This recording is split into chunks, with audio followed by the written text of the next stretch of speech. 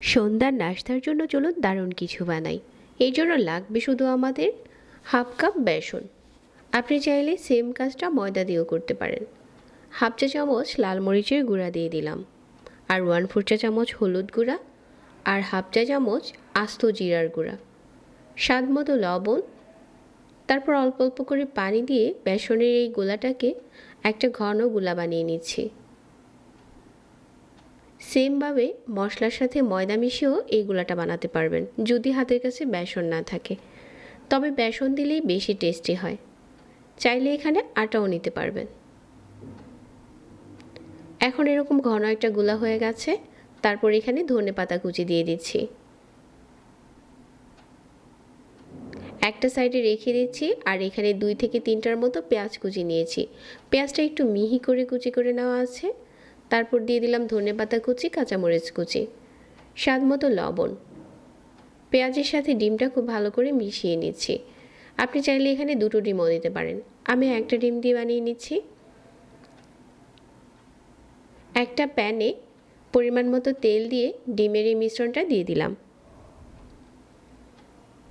ডিমের একটা পাশ কুক হয়ে গেলে হালকা হাতে ধরে উল্টে দিচ্ছি। ওই পাশটা এরকম লাল হয়েছে, তারপর সাইড থেকে এরকম করে ভাঁজ দিয়ে উল্টে দিচ্ছি।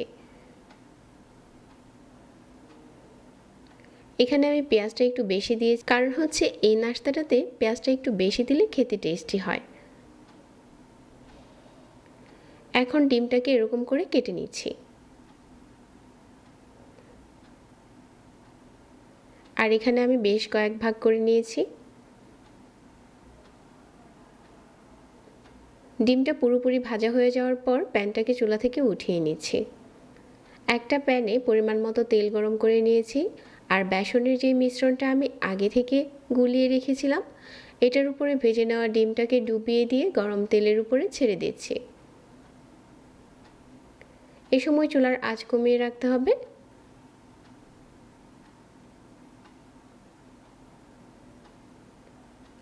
আর কিছুক্ষণ ভেজে নেওয়ার পরেই দেখা যাবে যে দারুণ একটা কালার এসেছে।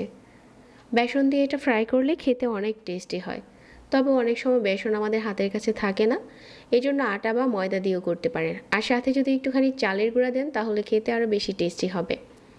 এটা এখন ভাজা হয়ে গেছে, আর তেল ঝরিয়ে উঠিয়ে নিচ্ছি।